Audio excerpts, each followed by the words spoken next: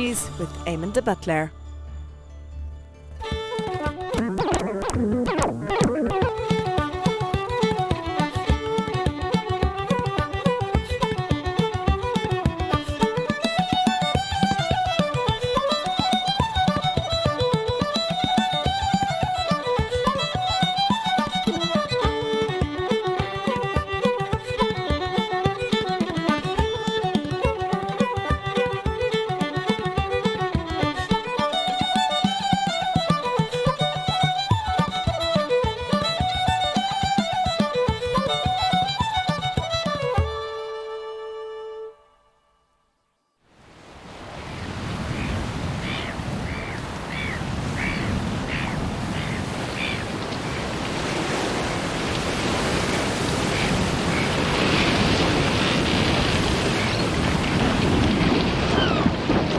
Ceol Gaeilge agus muintir na háit an seo Conamara haring mise I dtí an áit seo an chéadú siars na cagadí.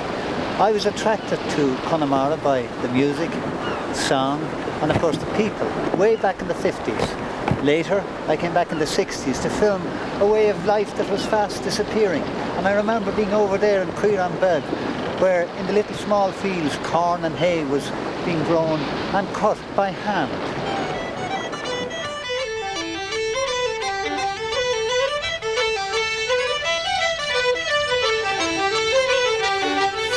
The way of life I filmed in the 60s was a very new experience for me. It was a place where the people all seemed to be self-sufficient and where much of the work was still being done by hand. I had never seen a sugan or hay rope being created by turning the material with a reaping hook.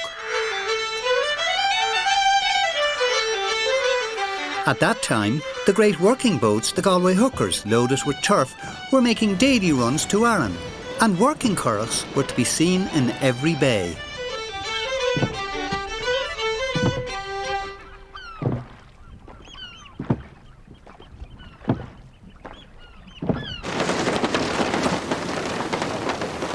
These are the modern equivalents of the traditional Galway hookers. Apart from carrying more sail, they haven't really changed. They look much the same and still make the journey to Arran. But they don't carry turf anymore, but compete with each other and the elements in races which take place in the various bays around Conamara all summer.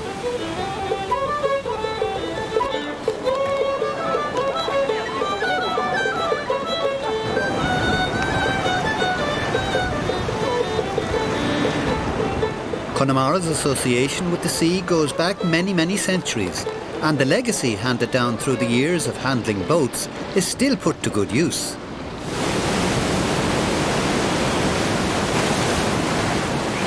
The first people came to Conamara over 7,000 years ago, battling against treacherous seas in their skin-covered boats to reach a land that looked very different from the one we know today.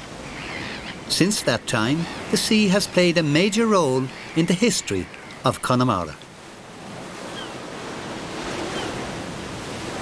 The landscape of the west of Ireland is rich in the architecture of the earliest inhabitants of Conamara. Everywhere one looks, there is evidence of their religious beliefs and fortifications. This little island off the Conamara coast is now uninhabited. For hundreds of years, people lived here in a closely knit island community. The font gouged out of a rock, the tombstones, the ancient cross carved into the granite, the remains of a tiny church, all these give some hint about the lives of the earlier inhabitants on Ilan Másúin.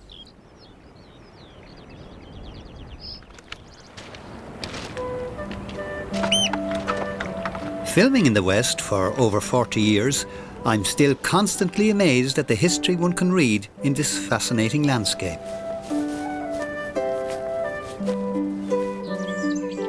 This is what we know of as part of today's West of Ireland landscape, but 7,000 years ago it was vastly different, covered in a thick primeval forest teeming with wildlife. With the arrival of cattle about 6,000 years ago, vast forests were gradually cleared to make way for pastures. A landscape which had remained largely unchanged for centuries underwent a dramatic transformation as pastures took the place of trees.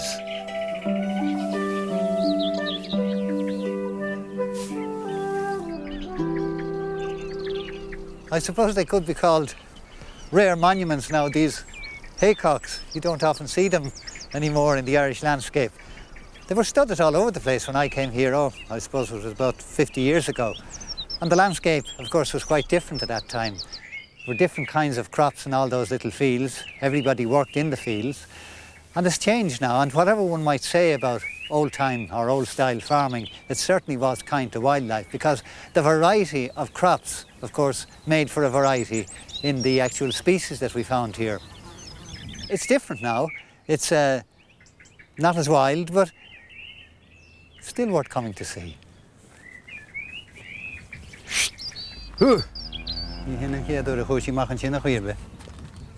The miles of stone walls don't have conventional gates. You just remove a few rocks to let out the cow. This less intensive way of farming is now seen as economically unsustainable, but it remains as a good example of how land management affects wildlife.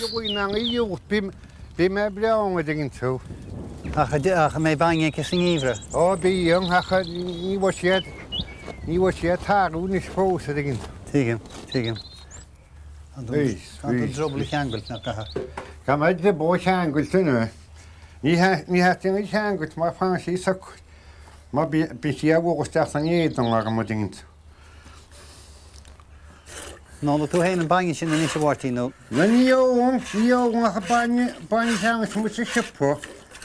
Nach bhfuil tí seo go má nach chun an bain seo go má? Ó, tá se go má, bain ní ochta beheadid igin tú. Mar sin é. Ní rach ní le bheith saidin is igin tú, bain sipo. Bain tá mic screenoltis. That's Tá se le nó. Ógum scátí é. Ógum. There's a great variety of wildflowers in these damp meadows, and in late summer and autumn, the aromatic meadowsweet is everywhere.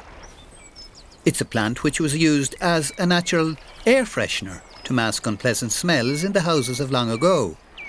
Meadowsweet contains some of the chemicals found in the modern-day aspirin, which is probably why it was also used in those times to calm fevers. A meadow like this is hardly a modern farmer's delight, but it's what a botanist might dream about. As well as being beautiful to look at, it also allows for a diversity of insect life to exist here. The incredible array of lovely plants is partly the result of no phosphates being used to fertilise the land.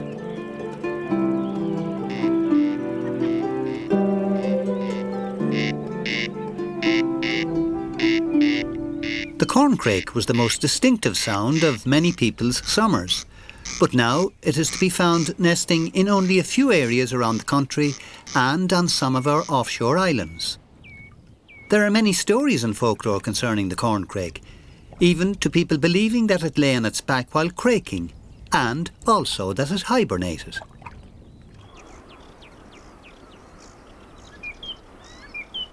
Stone walls are the ideal habitat for stoats, which, while remaining cautious, are inquisitive enough to check out the stranger in their patch.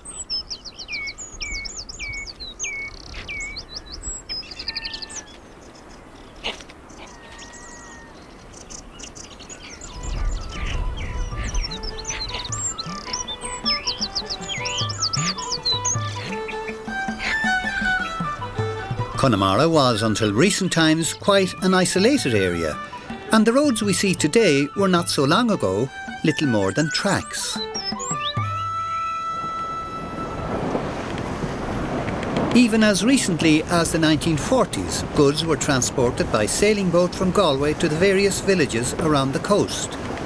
And many of the better-off shopkeepers would have owned their own Galway hooker.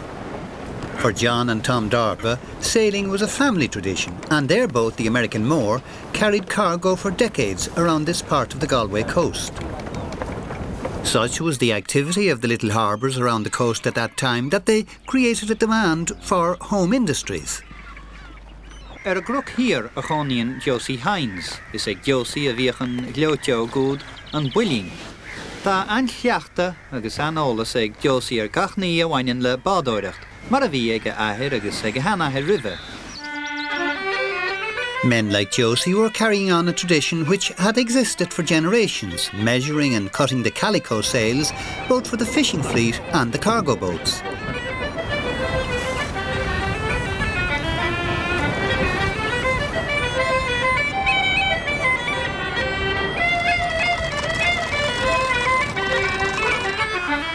As Josie himself used to transport consignments of bread in his own gleoteog around the various bays here, Josie's boat was known as an Buitle, which is the Irish for bread loaf.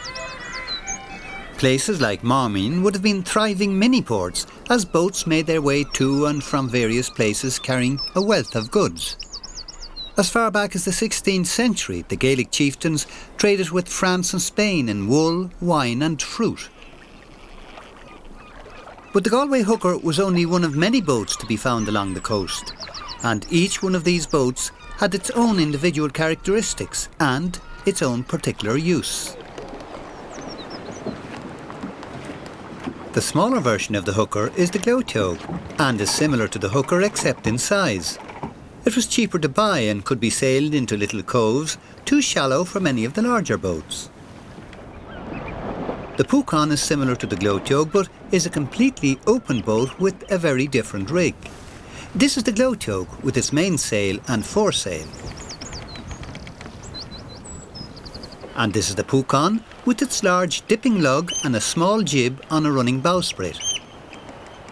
Sailing a Pucon in rough weather calls for considerable skill.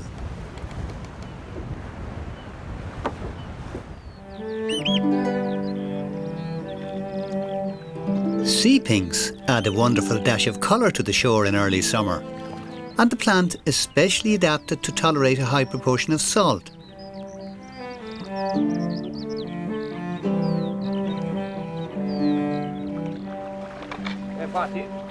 Of all the various craft used around the Conamara coast, there's no doubt but that the most versatile and indeed the most useful to the ordinary individual was the curragh. It could be used for carrying seaweed or for carrying turf. And if you lived on this island over here and you wanted to buy a box of matches or a pound of sugar, you had to get into your curragh and come across to the mainland. But the life of this particular kind of curragh may be over because racing curraghs, these streamlined boats, have taken over and the working curragh is now used very, very little.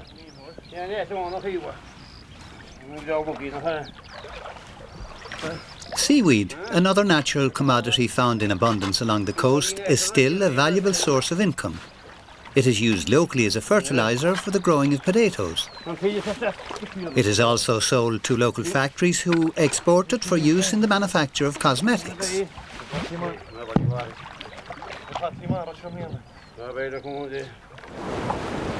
There were, of course, more illicit uses for the curragh. It was ideal for sailing unnoticed over to certain little islands around the Conamara coast.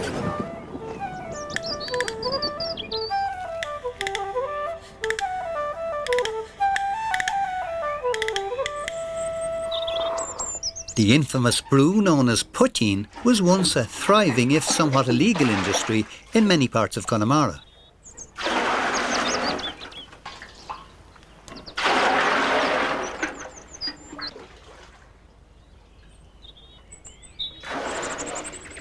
No.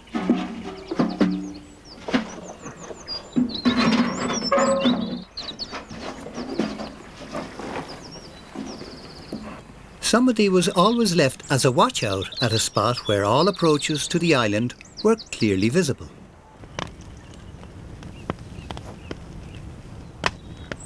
The brew is almost ready for sampling out of a cup fashioned from a cow's horn.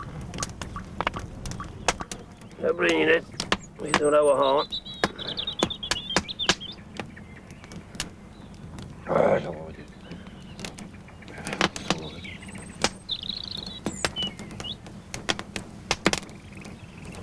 Oh.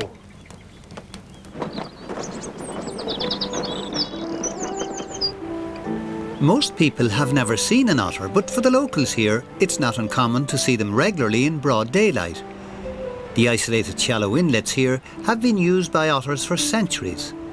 They catch mostly small fish on the bottom, such as eels and blennies, and they're not interested in wasting energy by chasing after the larger fish. So there is no competition between the otters and the fishermen.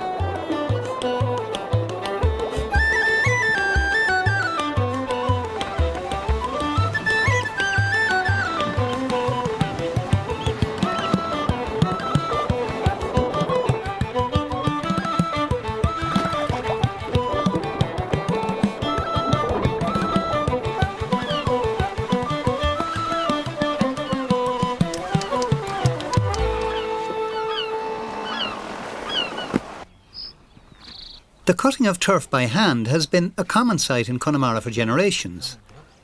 These blanket bogs have for years provided an invaluable source of energy for the people of the West. Selling turf also brought in much needed income. The gentle manner of the harvesting meant that the damage done to the bogs was at a lower rate than when cut by machine, and it allowed the area to continue to provide a wonderful habitat for many forms of wildlife.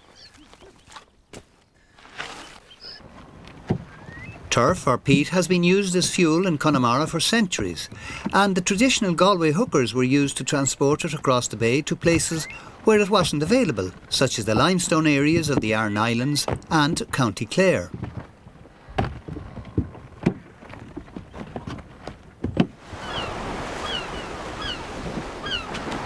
All the boats depended on the wind to get them to and from their destination, and none could afford engines. The boatmen had to know the coastline like the back of their hands.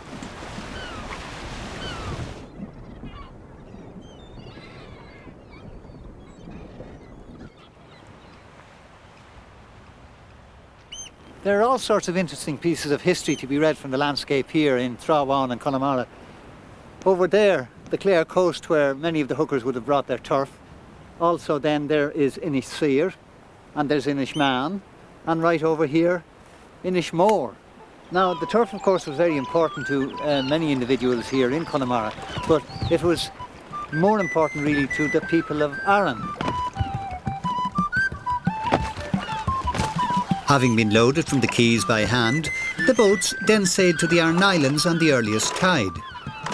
The first boat to arrive at the island could usually command the best price, and competition was intense.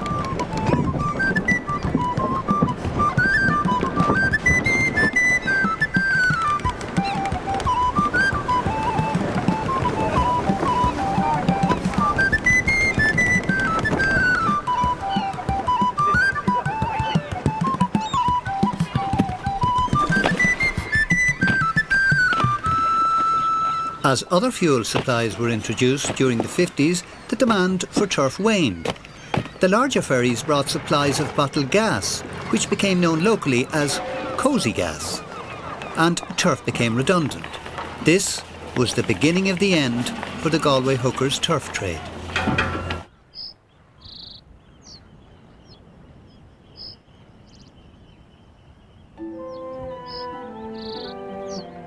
One by one, the hookers ceased to sail with loads of turf, and with the disappearance of the boats, the skills of many men fell into decline.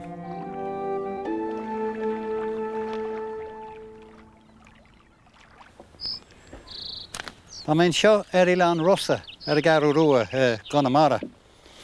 I'm here on Ilan Russa in Carrow in Conamara. And this little pier here used to echo to the sound of boat builders as they worked away on their crafts. And when I came here in the 60s, that work seemed to be coming to an end. There were boats littering the shoreline here, all left to die. The era of the Galway hooker seemed to be coming to an end. But I was lucky enough to meet one man in particular, a wonderful boat builder called Martin Tom. And he explained to me what the situation was at that time. According to him, there wasn't a young boatman in Conamara who could sail a boat, but there were plenty who could drown her. La mochimbre hen vi en wat ik se galsat hi mochimancha. Ach nil kan binnewan na paktur na kiele. Agus ni baie, maar ni hasti shion na hule na hule wonen tastala oren. As je de vol goal. Han silf housie bag on bag. Ta rahed glor di har mar vi. Kan portakar valachale ta sé mi wan tastach. Ta sé wad waina dine. Kan portakaatje. Agus hamar rodag ma pod in jwan agus bod mar gaan. Ní lein la dogus te tír os stachen jaar wad. Maar níle se getá de fu. Ach tá sé gur body ach sin méid ach níl sé naní horte stacha galan na machas gala. Agus níl mór an dín an sta naní horte stach na machach. Súr. Sean riadarí. Mo le cheanna le héir. Ach ní lein jaar stuk. Bobbel na carún roin new gan le dógat an bod a hordnol. Ach tá sé naní waha. Ach sleer gas lucht. Ní ben geef heen in Sean. Maar nie naar de kan. Maar dan gelijk gewoon logo de stachie maar daar voor je dan.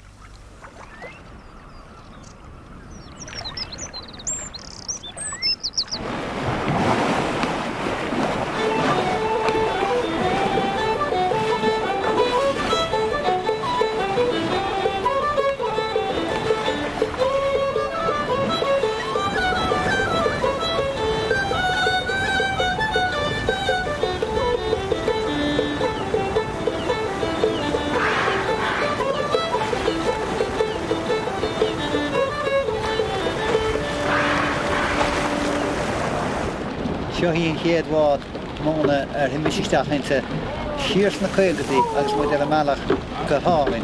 Mé híonn seo tíomh le Micheál O'Brien ahar Wartín and seo. This was the very first Galway hooker that I ever actually saw, and we travelled over to Arran with a load of turf. Michael O'Brien, Martin's father, was in charge of the boat at that time, and indeed these boats have come back. They're not working boats anymore, they're pleasure boats being used for racing, but fortunately many of the skills that these boatmen like Michael have been preserved, and Martin here is carrying on that wonderful tradition.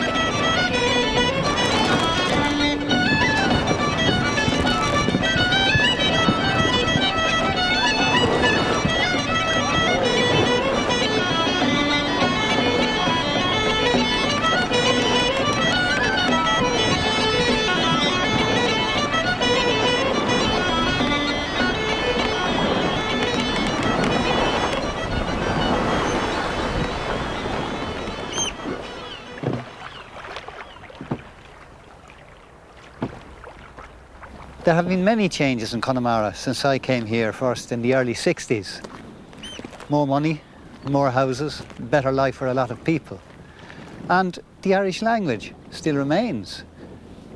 The Galway hooker, which we all thought would disappear, is back, where many of the old skills and traditions practiced by great boatmen such as Martin Tom and Michael O'Brien are happily being kept very much alive.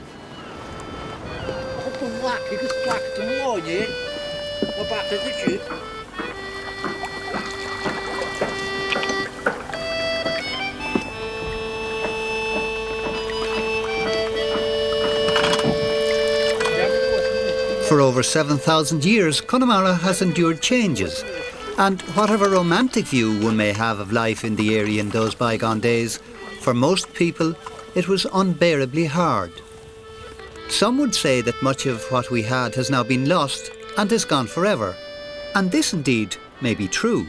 But there is a sense of pride among the people of Conamara and a growing awareness of their remarkable traditions, a unique cultural history which began here at the edge of the sea over 7,000 years ago.